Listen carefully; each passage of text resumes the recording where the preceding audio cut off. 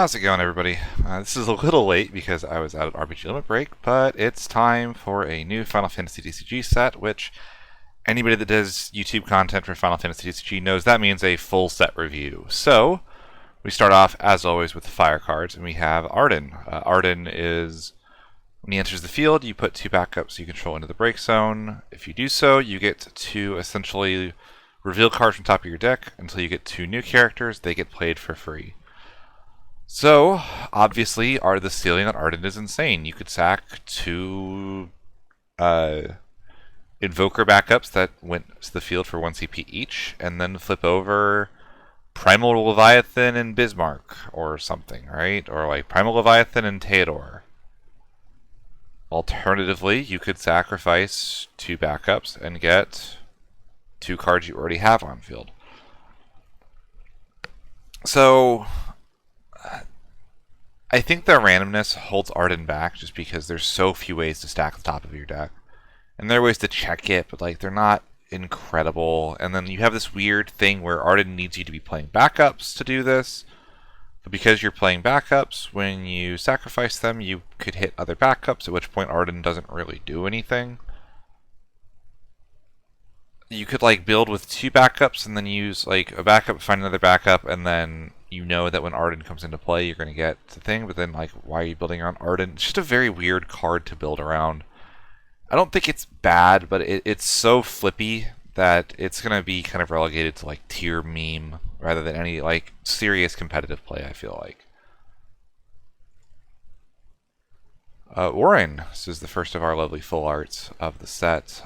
So if you control 2 or more forwards, the cost required to cast Orin is reduced by 2. I actually don't remember that text being on him. If the end of each player's turn, if he's taken 4k damage, you draw a card. And then for 0 CP as an action ability, you do the next damage dealt to you becomes 0, and Orin takes 8,000 instead. You can use it once per turn. So this is a very interesting card. Obviously, it's going to bring up shades of Megissa, but Megissa costs less, and Megissa's payoff is significantly more CP value. If you rate drawing a card at 1 CP, then Megissa is both drawing you a card and playing it, so that's 5 CP, right? So it's more expensive and less of a payoff. And if you're pinging yourself, you probably should be doing Megissa instead. And even the latter, I thought you actually like dealt Orin 8,000 damage as part of the activation condition. You could use him as a draw engine, but you have to be taking damage to do that. And I think that like this also interferes with cards like Ishtola that need you to take the damage in order for an effect to happen. Like if the damage doesn't happen, then you don't get the bonus effect from taking the point of damage. I think it's a really interesting card, and that's probably part of the reason it's a hero. There's a lot of really interesting and powerful text, but like the more you read it, the less it kind of works as a cohesive whole.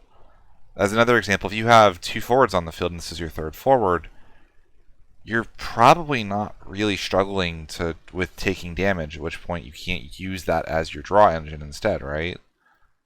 It seems so easily played around. There's like maybe a world where like if you're in a deck with Warrior of Light and Rosa on field, and then you slap this Orin down for 3, you can every single turn use the Warrior of Light to ping your Orin, and that would get you a draw every single turn, which is like not bad, but it's going to take a very long time for it to pay for itself. It's a 5 cost forward that doesn't really do anything on entry. I don't think this card really has much of a competitive future, which is unfortunate. But it's at least interesting. I would recommend having a couple on hand just in case I'm like underestimating it a bit. Ifrit, this is the first of our hero summons. I mentioned in a previous video that this is one of the things I was most excited for in the set. So you have a 1 cost summon that does one of the 2 following actions if you control 5 or more fire characters, which seems to be a new thing they're doing for fire. Cards like Hien and a bunch of others have this similar condition of get a critical mass of fire characters for a bonus effect. But essentially, it's the same effect that you get to do a second time if you have 5 more fire characters, and this is a lot. Doing 10k for 1 CP is literally a boss deck card. And in a mono fire deck, there are a lot of good backups, things like the Geomancers. You could run stuff like Machinist. Getting to 5 backups in mono fire is not difficult. Now, if you're playing not mono fire, it gets a lot trickier. So I don't know. I would have to see how often we're actually going to get to 5 or more fire characters. But even outside of that, even if you're running goblins, you usually are going to sit with 2 or 3 goblins on field plus a backup you're tapping to play them. All you need at that point is 1 more fire card, and this is live as a 1 CP 10k summon, which is really, really good, right? So I don't know. This is definitely a card that's very good. I don't think it's going to bring back mono fire because it just does the mono fire thing, but the mono fire thing is not a bad thing, so maybe. Regardless, get 3 copies of this in case mono fire ever does become good, because there's a world where this is now better than Brynhildr for any given instance. Warrior of Light. It's a 2 CP 5k. When Warrior of Light enters the field, you reveal the top 4 of your deck. Remove 1 from the game, put the others on the bottom, and then you can cast it this turn. This is a mono red, like a very red card effect, which is why it's in fire. They tried this as well in ice as kind of a way of getting card advantage that's not actual card advantage. This is going to be very, very good if wind fire ever becomes a good element combination. This would pair very well with a lot of cast things, because as long as you can cast one of the top 4 cards of your deck, this is a free, a 0 CP forward, right? But you have to be able to cast one of the top 4 cards of your deck. The condition is a lot better than something like Physalis, where you had to discard and then you'd like RFG the top 2, and you had to do that. You know, both of those cards this turn, or you're only drawing 1 card. So I think there's definitely a world, especially because this can help you set up in the early game. It can help you find your payoffs late game. It's just never unlikely that this is going to hit, right? So I think this is actually, for a common, this is shockingly powerful. The biggest problem is actually the name clash now, given what Warrior of Light is as a card right now. Garland, 6 CP EX Brave, and then when it enters the field, you get to do 2k for each backup you control. It's very bad Ash, but it's a common. Unfortunately, because it costs 6, this is not really great Garland special fodder. You want your Garland special fodder to cost 5, so that you can pair it with Ramza, if you were going to go that route. I don't know that anybody is ever going to go that route again. Forward, like 4-cost Legend Garland from Opus 14 is one of those strange cards that like always has the potential to be good, but also has the potential to not be good. But like the name Garland is not hotly contested at the moment, but this is not going to change that. Blacksmith. When Blacksmith enters the field, you get to make all of your forwards have a 7k ping on attack trigger. Notably, this will do 14k if it's coming off of a Sophie. The biggest problem with this card is that it costs 4. I think if this costs like 3, you could consider this. Or like 2 CP with the ability to pay 1 for every forward that you wanted to give it to. Because then, like, say that it was like 2 CP, and then you may repeat like any number of times, pay 1 fire to give a forward the attack trigger. Then, like, it's like realistically, how many forwards are you going to get this with? And it's competing with Blaze, which is a 4 CP EX that does 5k to 2 things and then 7k as a tap and break effect. This is an incredible card for limited. It just doesn't really have a place in Standard Constructed. The Demon, this is such a nutty card. So this is 7-cost, Job Warring Triad, category Mobius, and very importantly, category 6. When it enters the field or attacks, very important, so it does something on entry and has recurring value, you can either remove all the cards your opponent's breaks in from the game and deal 1,000 for each damage, so you get like a one-time big nuke to 1 forward. You can name an element and do 7k to all forwards with the name element, or you can name a job and do 8k to all forwards with the name job. This is an incredible card. There's so little this doesn't hit. I saw someone saying this doesn't hit 13. It absolutely does. The most common opening for 13 is going to be Hope Vanille, which both have job with C, as does Lightning. If all 3 of them are on the field, then you could name Lassie, do 8k to all of them, and wipe them all. You will miss Fang if they have like a Fang board, but like you're probably okay with that. It's a target for an upcoming card that I think makes it even better. And I think this is the best board wipe in the game now. I have not been a fan of Susano for a while. I think Susano is an interesting card that just never feels great to cast. I would rather just say don't get in the situation where you need a board state. The Demon is a card that I don't mind actually paying for, that also represents a board wipe, that also represents whatever you need at the time. And the fact this is category 6 as well, so you give category 6 access to a board wipe, is absolutely huge. I think this card is going to see a lot of play. I think this is maybe the best fire card that's been printed since Amaterasu. Kefka. So this is, when he enters the field, you remove up to 3 Job Warring Triad with different names in your break zone. You get a magic counter. And then at the end of your turns, you can remove those counters to do 9,000 damage for each one you remove. And 4 CP for multiple 9,000 pockets is a lot. The biggest problem with this card is just how difficult the setup is. So, because the Warring Triads are all in different elements, you do have the Demon natively. But 4 CP to deal 9k is not... It's not special. You can run so many cards that do that. In this set alone, there's the Phoenix. You probably at that point can run something like Ace. You can run Tidus in a mono fire deck. That is not a reason to play the card. So you probably need to be playing either Wind Fire, playing both Goddess and the Demon, or probably more likely Fire Water and running the Fiend and the Demon, which could work. But even there, the timing on this is a little strange. It's nice that you can't Amaterasu the actual ping, but you can Amaterasu the ability to remove the Warring Triads from the break zone.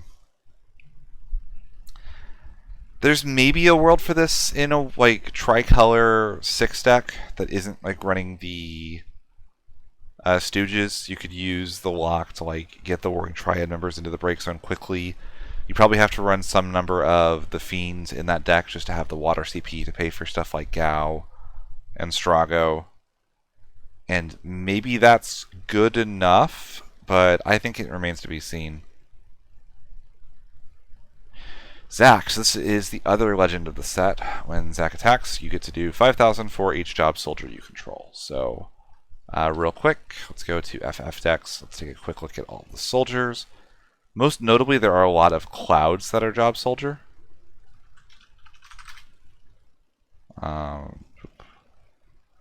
Let's take a look real quick. So if you want a backup, there are any number of backup clouds that will work. We have notably Restrictor. Very good card, sees a whole bunch of play right now in Ice Lightning, but not so much Ice or Lightning Fire. We have a backup cloud here you could run. There's a lot of ways to search cloud too. In Lightning, we've got the Roche over here, the Angeal, which is actually a card that pairs very well with it, Genesis and Ice. Notably, Cloud Cloud is actually a job soldier that's very relevant. So there are ways to turn this on, both from a backup and other good forwards. Is that good enough? 10k, if you have one other soldier, it's a 5 CP 10k ping on attack, not on entry. So it's very slow. However, when Zack leaves the field, you can search for a category 7 forward of 4 or less. And that is very interesting for one reason and one reason only. And that is this plays Aerith from the deck in Cloudpod. It's on color. Cloudpod is tricolor, fire, wind, and earth.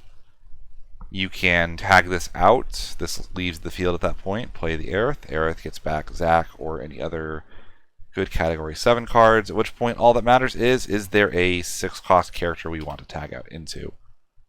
So real quick, because I don't see this being played outside of Cloudpod. Maybe like a Fire Lightning 7 build exists, but I just don't see it. So let's look real quick at the 6-cost forwards that exist and see if there's any that really strike our fancy. I do know one immediately. that Cloud Pod would be very happy to tag into, and that's Fina. This would immediately reactivate your Cloud, so you could sacrifice your Aerith and go right back into another 5 cost. So assuming you have like an Aerith on field and a Cloud, you can go Cloud, tag the Aerith out for Zac, ping for 10, do something to reactivate your Cloud, activate Cloud, tag the Zac out, play Fina plus another Aerith. Fina then activates Cloud, Cloud tags out the Aerith, gets you like a Yuffie or another big 5-drop from the deck. As far as other really interesting 6-drops, we can tag it into a Veritas. Nope. Actually, no, we don't want to tag into like a dark card.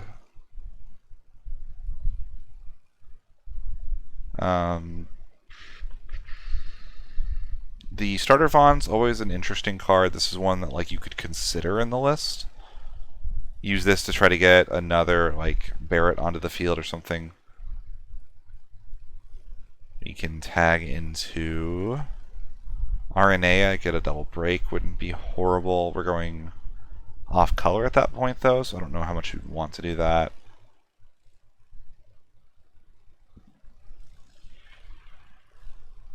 Wind. Tagging into Kieran is an interesting one as well. You could tag into Kieran, get a reveal, and keep going. So like there's definitely interesting options, right? There are cards you would be happy to tag into in Cloud Pod. If we go here, yeah, it's kind of the main set. Une wouldn't be a horrible one to tag into. It's just a matter of how real is Cloud Pod as a deck still, because like it had a couple good events. I know a lot of very good players have playtested it a lot, and it never seemed to perform and actually make it to top cut after like the first event. So keep an eye on this one, but I think it's missing just a little bit to be that like super playable legend. Samurai, I'm just gonna say this like once here. I'll probably say it at all of them anyway, but they should not have reprinted these. These should have printed new cards with new effects. And I don't think that having... I think if you can play 6 backups, generate crystals on entry, I don't care. I think I'm A-okay with that. Maybe even like a 1 CP backup that you can tap and break to generate a crystal, right? There were cards they could have made as standard unit backups that did not have to be these and reprinted. I do not think that this is... this is not what I wanted to see out of these Crystal Gen backups. I thought this was a start to ways of making crystals. I did not think that they were going to like turn them into the end-all be-all. But that's a rant for another time. The cards are perfectly playable. It's a good excuse to get foils of them if you haven't already. Ject. When Ject is put from the field in the break zone, search for 1 fire forward of cost 7 or more, play it onto the field. I've heard a lot of Magic Pop memes with this card, where you can sack the Ject, get another copy of himself, and get a forward of high cost. Because it has to be fire, these are your potential options. So, naturally, the lore appropriate target is BFA. It is a minor discount on Ramza, which is a good card I really like to see. Tag into Philia, which is, of course, a very big board wipe, which is fantastic. You can do a lot there. I really think this card has some potential as long as your opponent doesn't have bounce or a way of removing it without breaking it. The Demon is just an incredible card to tag into. Even Cyan, like on damage 5, it's a 9k ping and remove it forward your opponent controls from the game. And Zondi is also just a really, really interesting card. So, it is a card that has to die, but the ceiling on this card is extremely high, especially like because Fire does probably have ways to kill this on your opponent's turn and then tag this into a much more impactful card. Playing something like a Philia or a Demon on your opponent's turn is extremely potent. Goldsmith, when she enters the field, you get to give a forward 3k and Brave, and then you can tap or break her, do the same thing. It's a perfectly fine standard unit backup. It's not the craziest thing. There's maybe an argument that like you need some number of category 14 standard unit backups, and maybe that's like if you're in Fire Lightning Scions. Let's take a quick look real quick. And you need a standard unit. Actually, it's definitely going to be... If you need a standard unit fire lightning backup, you can do a lot worse than this, right? Yeah, like Amalja is actually fine. Card that's seen some play. Kojin is okay, but that's not going to show up in the deck that we're talking about.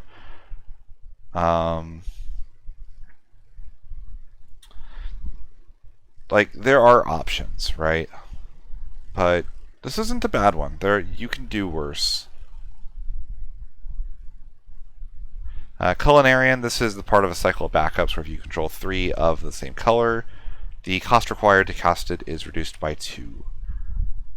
I think this one probably doesn't see play. I think most Mono Fire is going to have some kind of an engine it wants to use anyway. I think the one that has the most chance of seeing play is Earth. There are a lot of cards, the decks that want Mono Earth backup lines, but there's not like a true engine you want to play. Like Claris Kolka is okay, but then like it gets weird after that. You probably like the next one is Leo or Regis, I guess. Just kind of awkward to get like the last couple kings. I could see a world where you run like 3 minor and 3 of the Earth version of these. The fire one it's fine, but I would almost always run Geomancer and Mono Fire over this. Tifa. Tifa has haste, and when a category 7 character you control deals damage to a forward, choose one. It deals. This forward cannot attack. It cannot block until the end of turn.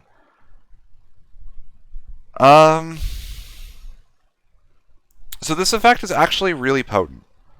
If we ever get like a category 7 character that does damage to all forwards, then you could have this Tifa on field and make your entire forward lineup completely unblockable. Does that card exist? I'm going to take just a quick peek real quick. Just like a on attack, do some amount of damage to all the forwards your opponent controls. It does exist. I actually know the card that does this. You get to her.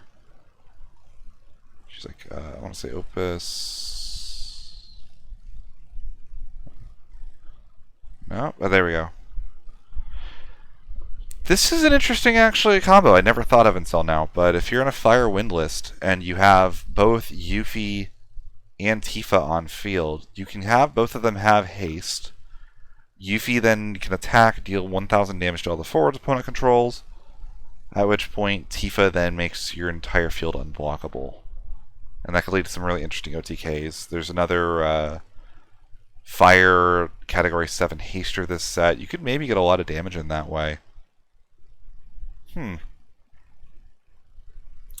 There might actually be something there to that. The more likely place you'll see this is going to be something like Avalanche, where she's like a hasty, recurable threat that like sort of turns off 2 blockers with 1 stone. I don't really rate this card super highly, but there's enough here where it's got potential. Moro, Warp 2 for Fire, Haste, and if he enters due to Warp, draw 2, discard 1. The card is good, the EX Burst is good. Having to warp it to get this is not so much. Speaking from experience with Golbez, paying 1 to warp means that you're probably not warping it until turn 2, meaning it's not coming in until turn 4. And playing 2 CP down for that long with something telegraphed is very difficult. That said, if you're playing Vayne, you need some critical mass of warp cards, and this is a good card, so we'll see.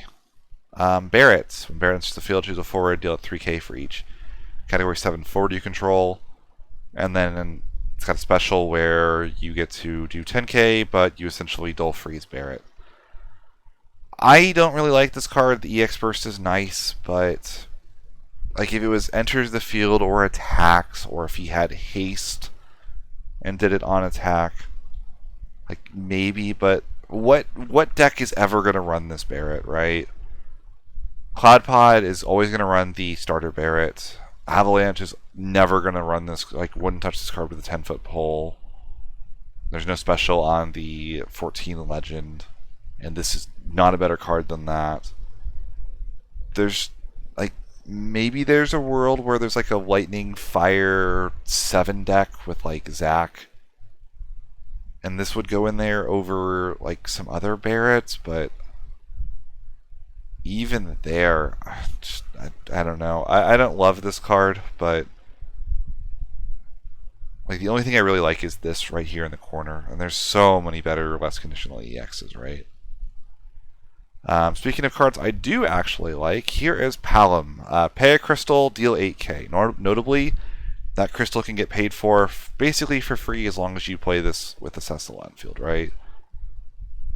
And then you can sacrifice Palom and a Porum to do 10k to a forward. If you do the old EX Porum, you get a summon back by doing that. So this is just a really good rate for both effects. Crystal to do 8k makes this, in some ways, a 2CP Robo Akbel. And then sacrificing Palom and Porum for 10k is, I mean, they're two forwards that don't have anything you want to do anyway. I think if you're playing like a radio list, there's a decent chance you run this Palom and the Summon Recursion Porum and use both of them instead of the old Legends. That said, the old Palom is still a good card, especially paired with his sister, so we will see on that. Phoenix gives some 14 Raiders some PTSD. Monster, when it enters the field, do 9k to a forward. 4CP for 9k is close to the going rate. You can get 4CP 10k now on summons. So it's a little below what's possible, but it does leave behind a monster body that you can make a forward by removing 4 cards in the break zone from the game, which is actually a lot. I didn't realize until we got to Ace just how hard it was to get 5 cards into the break zone. And granted, Ace needs specifically fire cards. There's a little bit of awkwardness there, but Phoenix has a lot going for it, but I think it pairs very well with like Twin-Headed Dragon as well. Twin-Headed Dragon can reanimate itself every turn, which means that you can turn on Phoenix on your turns every single time, but generally I think we're probably past this as a better fire monster. I don't see this being better than something like Jin or Goblin or even like Crimson Hound is 3CP for an 8k ping, right? If we're like if we're like specifically looking for a monster deck, right?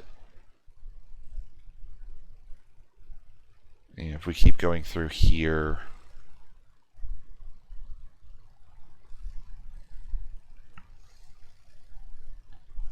yeah, there's not a lot that really matches this rate, but nothing really needs to match this rate, right?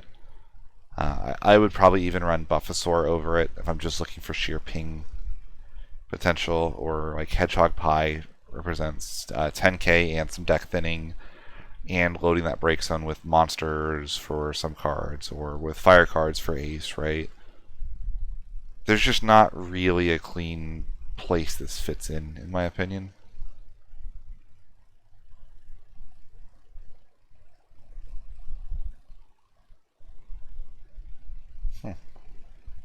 Didn't realize that. I thought the bomb did way more damage than 2k. It's kind of hilarious.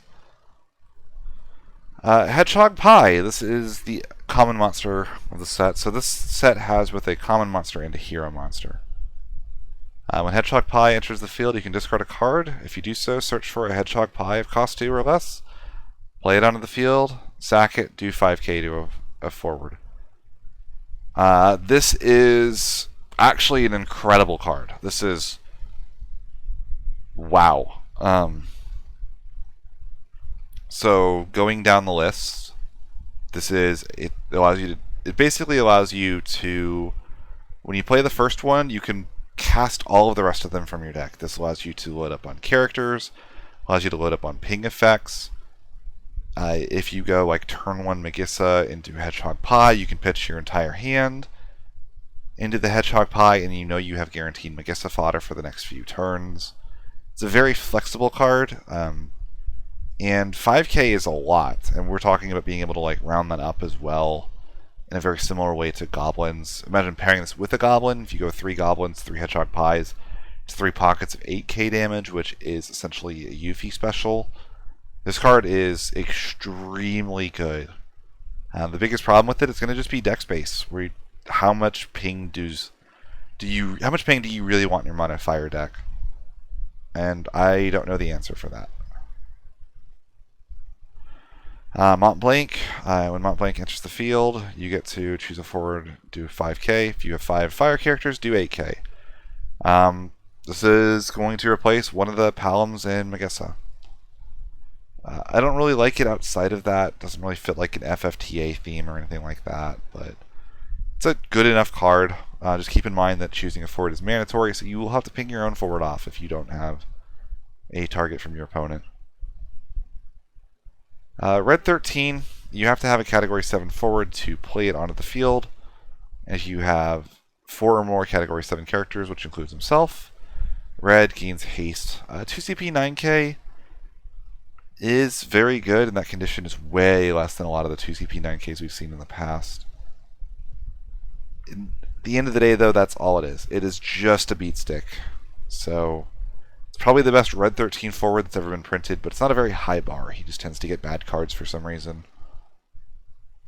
And that is it for Fire. Stay tuned in the near future. We will go over Ice next.